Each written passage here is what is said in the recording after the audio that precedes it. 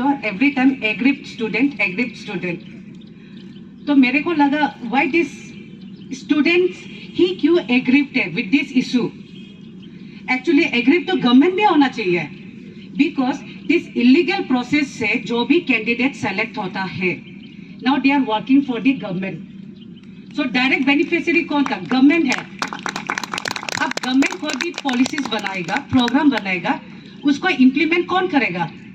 All the candidate selected from this process, this selection process. So I think the government is the direct beneficiary and government में directly aggrieved होना चाहिए था, शायद aggrieved होता भी होगा।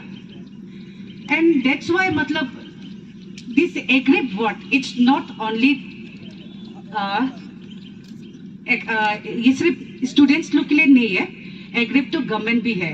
एंड एग्रिप्ट तो all the big bureaucrats, technocrats who are sitting in the very big position, who is holding a very big responsible position in the state, because ये जो कैंडिडेट्स है इलीगल प्रोसेस से जो भी यहाँ पे काम करेगा, यही बड़ा टेक्नोक्रेट्स, ब्यूरोक्रेट्स, ऑफिसर्स लोग का सबऑर्डिनेट्स है। Sir how come they are not aggrieved? Actually aggrieved to everybody है। एंड मे बी दूसरा issues that I have notice is that since 2014 से there had been many litigations against our Arunachal Pradesh State Public Service Commissions, but every time ये general belief है, it is the student category who are affected by such kind of irregularities or malpractices, and I feel this is the reason शायद हम लोग कुछ कर नहीं पा रहे हैं, मतलब बिकॉज सिर्फ हम लोग को लगता है कि ये स्टूडेंट का इश्यू है, क्योंकि गवर्नमेंट को भी लगना चाहिए ये मेरा भी इशू है, क्योंकि मेरे को भी इलीगल प्रोसेस से, इलीगल सिलेक्शन से कोई ऑफिसर नहीं चाहिए। एंड तो ये है फर्स्टली ये लगा। एंड सेकेंडली मेरा ओपिनियन जो है, यहाँ पे टू लेवल ऑफ स्टेट पे काम होना चाहिए था। ऑफ कोर्स FIR रजिस्टर हुआ, criminal investigation is being taken place, लेकिन वो अलग सब्जेक्ट है। इन्वेस्टिगेशन होते रहेगा, जिसके अगेंस्ट में भी गिल्टी एविडेंस मिलेगा, उनको एप्रोप्रिएट सेक्शन में बुक किया जाएगा and they will be punish according with the law in the court. But the government, ये जो अभी तक 6 महीना हो गया, 5-6 महीना हो गया, but what the government has done in the administrative level, this issue has to be addressed very urgently. यहाँ पे बहुत सारे स्टूडेंट्स हैं जो शायद जिसने एग्जाम क्लियर नहीं किए, शायद बहुत सारे स्टूडेंट्स हैं जिसने ये मैथ प्रैक्टिस वाला एग्जाम में भी उन्होंने क्लियर किया है, लेकिन ये we can not keep the future of the student in uncertainty. इनको जल्दी एड्रेस करना पड़ेगा। वी नीड एवरी एग्जाम को गवर्नमेंट को, मेरे को लगता है कि गवर्नमेंट क्या करना चाहिए था कि फर्स्टली FIR रजिस्टर हो गया, कोई बात नहीं, नाउ इन एडमिनिस्ट्रेटिव लेवल पे सबसे पहले वो लोग एक कमिटी फॉर्म करना चाहिए था। कमिटी फॉर्म करके वो देखो, allegation is against 90 exams, almost I think more than 92। तो ईच एंड एवरी एग्जाम पे आप कमिटी फॉर्म कीजिए, आप देखना चाहिए किस लेवल ऑफ इरेगुलरिटीज एंड इलीगलिटीज हुआ था, क्योंकि CBI को देखिए और उसके दैट्स नॉट इनफ, आप देखिए। एंड यहाँ पे आप सभी को बता दूं किस टाइप का अलग मॉडस ऑपरेंडी हुआ था। Firstly exam papers and questions answers were leaked, not question answers, question leaked होता है। And even after obtaining questions, अगर कैंडिडेट पास नहीं होता है तो फिर उन लोगों को रीराइट करने दिया जाता है।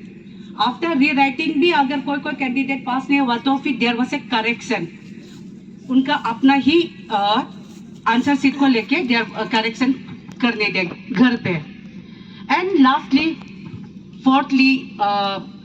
फोर्थ मॉडस ऑपरेंडी वाज कि ये ताकि जयराम ने जाके अवार्ड शीट को भी मैनिपुलेट किया, वो डिसाइड भी कर लिया कि किस को कितना वो स्कोर कर देगा। तो यहाँ पे actually the whole purpose of exam being conducted by the commission, वो तो पूरा डिफीट हो गया ना। I mean the commission is such an important institution which is created under the constitution only because कि free and fair selection process होना चाहिए and every student should be selected as per the merit basis, not as per the dubious manner जहाँ में वो लोग adapt किया गया है। तो गवर्नमेंट मेरे हिसाब से एडमिनिस्ट्रेटिव उस पर इंक्वायरी होना चाहिए था कि ईच एंड एवरी एग्जाम में कितना किस हिसाब से किस लेवल तक मेल प्रैक्टिस किया गया है, सो डेट किसी कोई एग्जाम को नल एंड वॉइड भी किया जा सकता है एंड कोई एग्जाम हो सकता है शायद उसको नॉट रिक्वायर्ड बिकॉज जहाँ पे अगर कुछ लोकलाइज पॉकेट में अगर दिया मेरे on my legal opinion because null and void बोलने से every exam in blanket order पे नल एंड वॉइड नहीं किया जा सकता है, लेकिन कुछ एग्जाम जहाँ पे अगर पोल purity of the selection process जहाँ पे कॉम्प्रोमाइज हो चुका है, एग्जाम कॉम्प्रोमाइज हो चुका है टू दिस लेवल कि टेंटेड एंड अनटेंटेड कैंडिडेट को सेग्रीगेट करना अभी इम्पॉसिबल है, तो उस एग्जाम को नल एंड वॉइड कर देना चाहिए। So I think yes, government has taken a step. Departmental inquiry किया जा रहा है only against the students who have been arrested and against only the officers who has been arrested. But that is not enough. अभी government every exam को भी और ध्यान से देखना पड़ेगा एंड ध्यान देना पड़ेगा कि एवरी एग्जाम का क्या किया जा रहा है। सो बेसिकली इतना ही मेरे को बोलना है। Thank you. चलो।